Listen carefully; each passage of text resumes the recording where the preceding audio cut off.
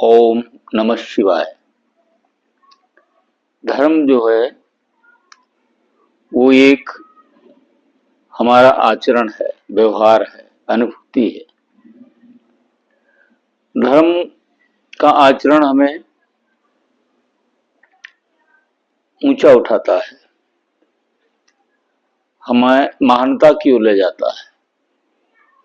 क्योंकि जो ये शरीर है, काया है, ये तो नाशवान है, लेकिन इसके अंदर जो मैटर भरा हुआ है वो उस अनंत से जुड़ा हुआ है।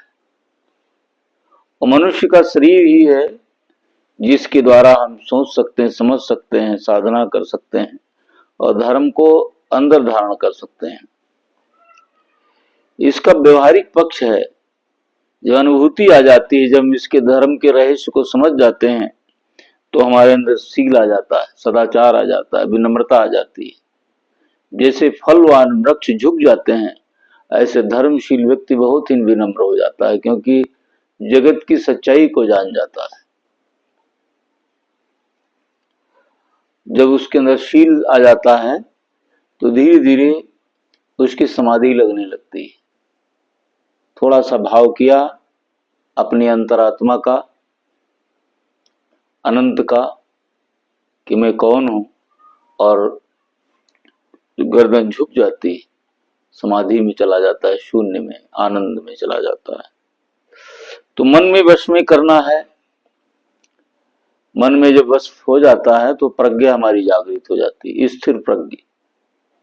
फिर इधर उधर भटकता नहीं हो, एक ही रास्ते पर चलता है, धर्म के रास्ते। धर्म का रास्ता है उच्चता का शिखर। जैसे हिमालय पर चढ़ता है व्यक्ति, ऐसे हमारे आदर्शों का समुच्चय है, उस पर चढ़ता है। और जैसे जैसे चढ़ता चला जाता है वो और प्रगल्भ और भी गुणवान होता चला जाता है, और फिर उस नेचर से जुड़ जाता है जो इस सृष्टि को, हवा जो चला रही, पानी को चला रहा है, अग्नि को प्रकट कर रहा है, सूर्य को उगा रहा है, खेत में एक बीज डाला जाता है उसको उगा रहा है। ऐसे ही हम उसी प्रकृति से जुड़ जाएंगे और उसके धीरे धीरे सहयोगी बन जाएंगे।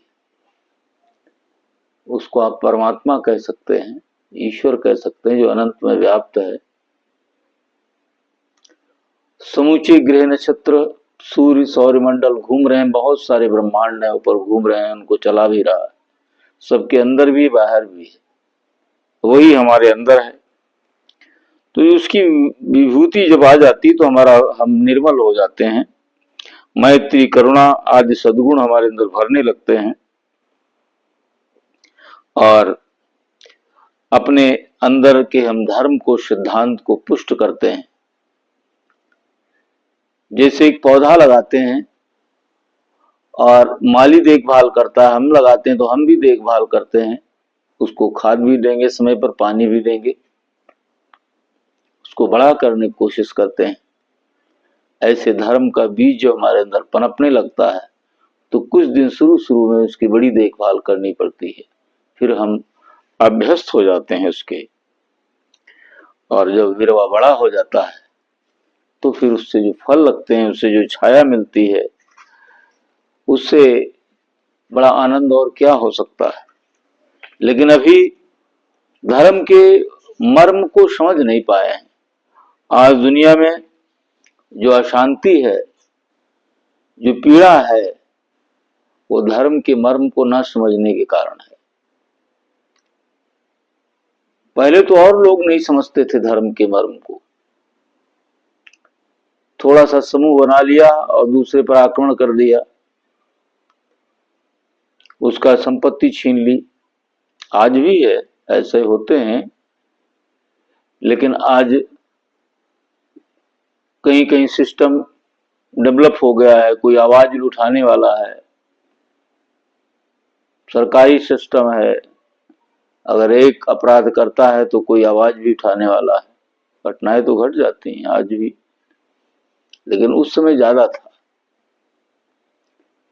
और जो लोग धर्म के रहस्य को समझते हैं वो दूसरों को सताते नहीं, पीड़ा नहीं देते हैं, मदद करेंगे जितना बन पड़ेगा, पॉजिटिव भाव रखेंगे, क्योंकि वो ईश्वर से जुड़े हुए हैं। तो हम सब लोग इसको समझें और अपने जीवन को सार्थक करें।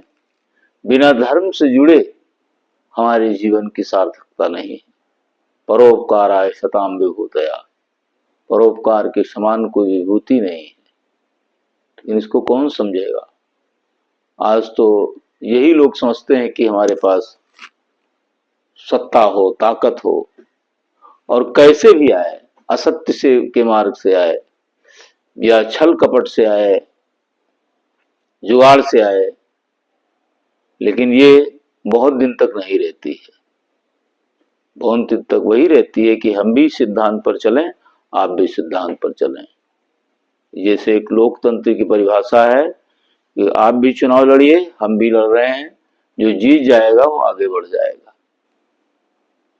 तो इसमें कुंठा नहीं रहती, भाई जनता ने हमको वोट दिया तो हम जीत गए, और वो भी कहता है भाई आज इस बार हमको जनता ने स्वीकार नहीं किया, इतने वोट कम रहे, कोई बात नहीं। तो सहयोगात्मक भाव रहता है। यहीं पर छल प्रपंच आ जाए, अपनी शक्ति का सरकार दुरुपयोग करने लगे, तो फिर स्थिति खराब हो जाती है, कुंठा आ जाती है, और धर्म वहां पर नहीं रहता है। लेकिन हमारी दुनिया में अगर एक भी व्यक्ति अच्छा विचार कर रहा है तो समझिए काम हो रहा है। ऐसे 100, 200, 500, 1000, 10,000, लाखों लोग दुनिया में इसी तरह का सार्थक चिंतन करेंगे, कोशिश करेंगे, तो जरूर एक ना एक दिन एक समय आएगा जब विश्व परिवार बन जाएगा और कोई राष्ट्र किसी के ऊपर आक्रमण नहीं करेगा, और सभी जो विश्व राष्ट्र संघ है उसके नियमों का पालन करेंगे, शांति आएगी।